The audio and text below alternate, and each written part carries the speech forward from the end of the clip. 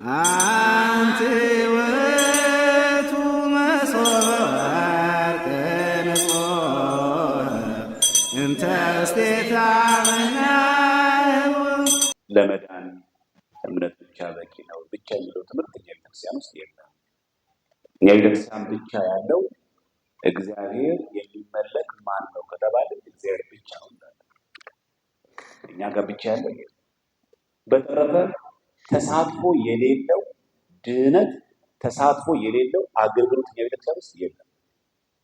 ይሄ ምንም ማወቃለ የቤተክርስቲያን የትምህርቷ ዋናው አካል መዳን። ለምን እንደዚህ ቁጭ ብላችሁ በዚህ ማለት ማረዳት ብንባል መልሳችን ለመዳን። ለምን ደግሞ መንፈሳዊ ጉዞ ብንጓዝ ለመዳን ነው። ትላንት ለምን ገብርኤል ልክ ሲያነገስ ነው? ለመዳን ነው። ለመዳን ነው። ምን አለ ሰንበት ይገለን ገብታችሁ ትማራላችሁ። ለመዳን ነው። የእግዚአብሔርን ቃል አውቀን እንጠቀምበት። መንፈሳዊ ጉዞ ብናረግ ማህሌት ብንቆም ሰዓታት ብንቆም እንዲህ ቁጭ ብለን በዚህ በርክ የሚያስቀምጠን ነገር ምን ለመሆን ለመዳን ነው። ስለዚህ የቤተ ክርስቲያን የትምህርቷ ዋና አንጓ ዋናው አስኳሉ መዳን መሆን መሰረት ነው። ይሄ ግን መሰረታዊ ጉዳይ ሆኖ ሳለ ለመዳን እምነት በጣም ወሳኝ ነገር ነው ማለት እምነት ብቻ ነው ማለት ግን አይደለም። ይሄ ሶላ ፊዴ የሚባለው ትምህርት አጋንንታዊ ነው።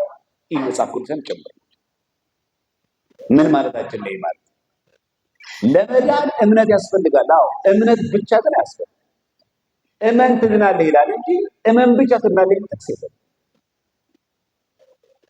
ክርስቶስ ጌታ መሆኑን በልብህ ብታምን በአፍህ ብትመሰክር ትድናለህ ይላል እንጂ በልብህ ብታምን በአፍህ ብትመሰክር ብቻ የሚል ጥቅስ የለም። ጥቅሱ እንደዛ የለም። ሲጀመር እኮ ስራ ይጠይቃል እኮ እዚህ ጋር በልብህ ብታምን ካልሆነ ይላል በአፍህ ብትመሰክር። ስትመሰክር እኮ በአፍህ እኮ ሰይፍ አለ። ሐዋርያት ስለሰበኩ ምን ገጠማቸው? ጭብጨባን የገጠማቸው ራባፎር ነው የተሸለሙት። ዓለም የተከፈላቸው ምን ገጠማቸው? ሲመሰክሩ እስራ አልገጠማቸው። በልብ አምነ በአፍ ብትመሰክር ማለት ያ ምስክርነት አለው። ምስክር ማለት እኮ ሰማዕት ማለት ቅዱስ ጊዮርጊስ እኮ ምስክር ነው። ሰማዕት ማለት እኮ ምስክር፣ ሰማዕታት ምስክሮች ማለት አይደል? ስለዚህ በመጽሐፍ ቅዱስ ላይ አንድም ቦታ ላይ እንደዛ ነው ይደርሳል።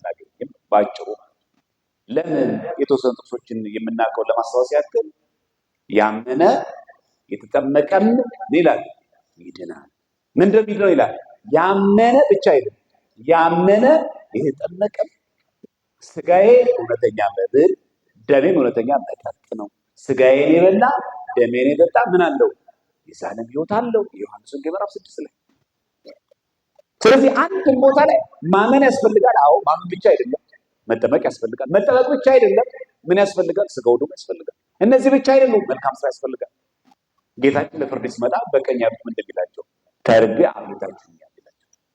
አሁን እነዚህ አምነው የሰሩትን ነው የሚጠይቃቸው፣ ሳያምኑ የሰሩትን አምኑ የሰሩትን ተርቦ የሚበላ ሲል ሌላ ቤተ እምነት ሰው እኮ አለ።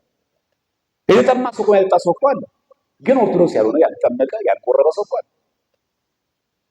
ስለዚህ እነዚህ ሰዎች በቀኝ የሚያቆማቸው በጎቹ አምነው የሰሩትን ስራ ነው። አምናችሁብኝ ነበር አለ የሚለው። በዚህ አጋጣሚ እኛ ነን ጭምር ማለት ስንት አውደ ምሕረት ላይ ቆመን ሰበክ፣ ስንት የመዝሙር ካሴት አለ አይደል? ስንት ጊዜ ነው ቅዳሴ የገባኸው አለ የሚለው። ስንት ጊዜ ነበር ሰንበት ቤት ያገለገልከው? ስንት ጊዜ ዘማሪ ነው? ስንት ሰባኪ ነው አለ የሚለው። በአገልግሎታችን ያፈራል። ስንት ቀን ጾም ካለ የሚለው። ጾመን ምን አደረገን? የተራበ አበላን ወይ? 9 ሰዓት ስንመለስ የጧቱን ቁርስ ዳቦ ጨምረን ነው እንክት አድርገን ይበላል። ጾም በራሱ ግብ አይደለማ። ጸሎት አድርገሃል ጥሩ፣ ስንቱን የታረሰ ሰው አለበት። ይሄ ነው ማለት ነው። ስለዚህ ጾም በራሱ ግብ አይደለም። ወደ መዳን ለምናደርጉ ሰው በጾማችን ማትረፍ አለብን፣ በጸሎታችን ማትረፍ አለብን። ስለዚህ ተርቤ አብልታችሁኛል። በነገራችን ላይ ምግብ ብቻ አይደለም ታውቃላችሁ፣ ይሄ ቃል እግዚአብሔርም ጭምር ነው፣ ምክርም ጭምር ነው።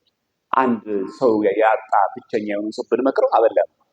የታረዘ ማልበስ ማለት ደግሞ ብዙ ነገር የተራቆተ ሰው የለም፣ ሰው የተራበ ሰው የለም እንጂ ጨርቅ ብቻ ማለት አይደለም። ስለ መጠጥ ስናወራ ስለ ውሃ ብቻ እያወራን አይደለም። የእግዚአብሔር ቃል ከምንጭ ውሃ የበለጠ ያረካል፣ ምንም ጥያቄ የለውም። ስለዚህ ለመዳን እምነት መሰረታዊ ጉዳይ ነው። አዎ እምነት ብቻ የሚተፈተን የለም። በቀደምት አባቶቹ ትምህርት ብንመለከተው እንደዚያ ማለት በተለይ በዚህ በኩል ቅዱስ ዮሐንስ አፈወርቅ የጻፋቸውን ሆሚሊዎችና ድርሳናት ብትመለከቷቸው ስለ ጉድ ወርክ ስለ መልካም ስራ የጻፋቸው በጣም ብዙ ሰባት ስራዎች አሉ። ስድስቱ ቃላተ ወንጌል ማለት ነው። ስድስቱ ቃላተ ወንጌል ምን ጠይቀው ስራ ነው። በቃ አምነን የሰራነው ታዲያ ማለት አምነናል። ልብ በሉ። ቅዱስ ሜሮን ተቀብተን ደግሞ መንፈስ ቅዱስ ታትመናል። በመንፈስ ቅዱስ ከእንደገና ደግሞ ቆርበናል። በተጨማሪ ስድስቱ ቃላተ ወንጌል ያስፈልጋል። ይሄ ብቻ አይደለም ደግሞ እስከ ሞት ድረስ የታመንኩን ሕይወት ደግሞ እሰጥሃለሁ ደግሞ ይላል። መታመን ደግሞ ይጠይቃል። ደግሞ ወዛዝለፈ ትዕግሥቶ ውእቱ ይድኅን፣ እስከ መጨረሻው በትዕግስት የሚጸና እሱ ይድናል። መጽናት ደግሞ ይጠይቃል። ስለዚህ መዳን ማለት እነዚህ ሁሉ ጭምር ያሉበት ማለት እንጂ እምነት ብቻ የሚል አንድ ጥቅስ አናገኝም። እንደውም አንድ ቦታ አለ እምነት ብቻ የሚል እሱም ያዕቆብ ምዕራፍ 2 ቁጥር 20 ላይ ሰው በእምነት ብቻ ሳይሆን ነው ሲለው ዲስፕሩቭ ነው የሚያደርገው።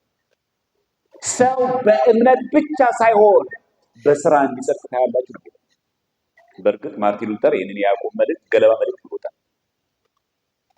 ምን ፍቅር ነው እሱ! እንግዲህ ሲገባ መጀመሪያ ተአምረ ማርያምን ገድለ ድርሳናት ሲሆን የሚተቸው መጀመሪያ መጽሐፍ ቅዱስ የሚተቸው የኑፋቄ ትልቁ ክፋቱ ይሄ። አሁን እኛ ብዙ ይመስላል ስለ ገድለ ድርሳናት ምናምን አይደለም። ኑፋቄ መጀመሪያ ሲጀምር የሚጋጨው ከእግዚአብሔር ጋር መጀመሪያ በቅዱሳን ያሳብባል፣ በስርዓተ ቤተክርስቲያን ያሳብባል፣ በቅዱሳን ምልጃ ያሳብባል፣ በታቦት ያሳብባል። እንዲህ ያደረገ ይቀልድና እንደዚህ ያጫውትና መጨረሻ ይኸው ከሥላሴ ጋር ያላትማል። አሁን አንዳንዶቹ እንደምታዩቸው ጸሎት ለመጸለይ ይላሉ 1 2 3 ይላሉ። እውነት ሥላሴ ስም ጸሎት ለመጀመር አይሆን? ይሄ ሩጫ ነው እንዴ?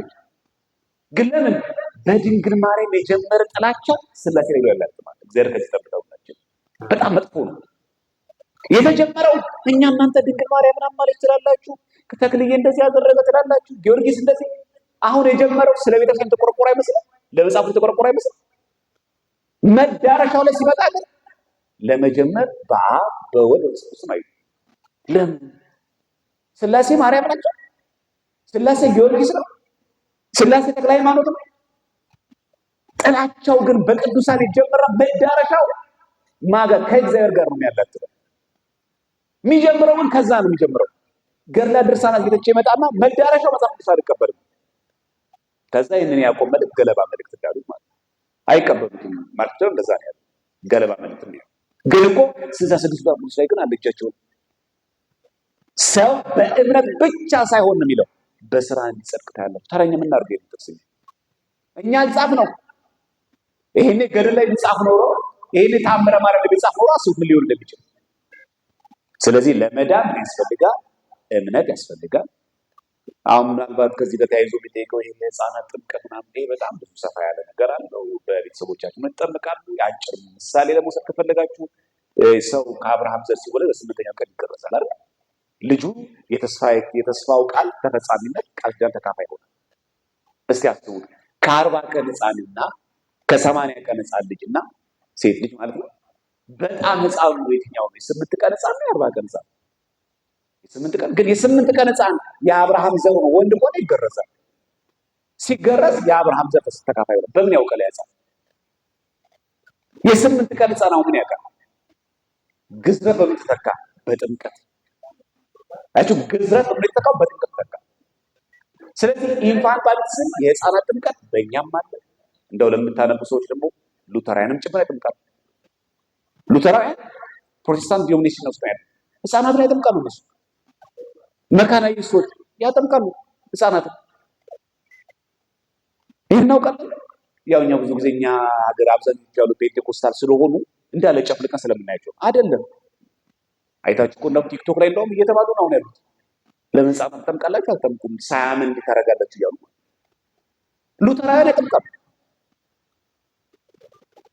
እና ለምን እንደምታደርጉ ስትሏቸው አይ በቤተሰቦቻቸው እምነት ነው።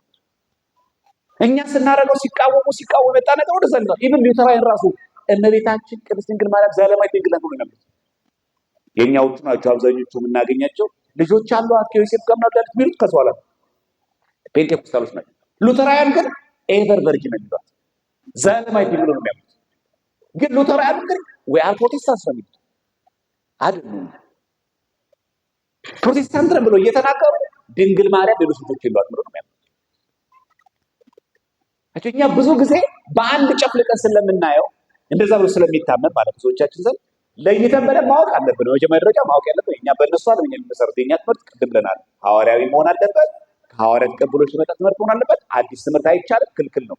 ለዚህ ነው አንድ ሰው ከኛ ቤተክርስቲያን ትምህርት የወጣ ነገር ከተናገረ ይመከራል፣ ይዘካል፣ እርምጃ ይወሰዳል። ለምን? ከዚህ ውጭ ትሁት ማስተማር ስለማይቻል። በአጭር ቃል ግን ለመዳን እምነት ብቻ የሚል ትምህርት ሐዋርያዊ ትምህርት አይደለም። መጽሐፍ ቅዱስ ላይ አንድን ቦታ ሽታውን ጭምር አይገኝም።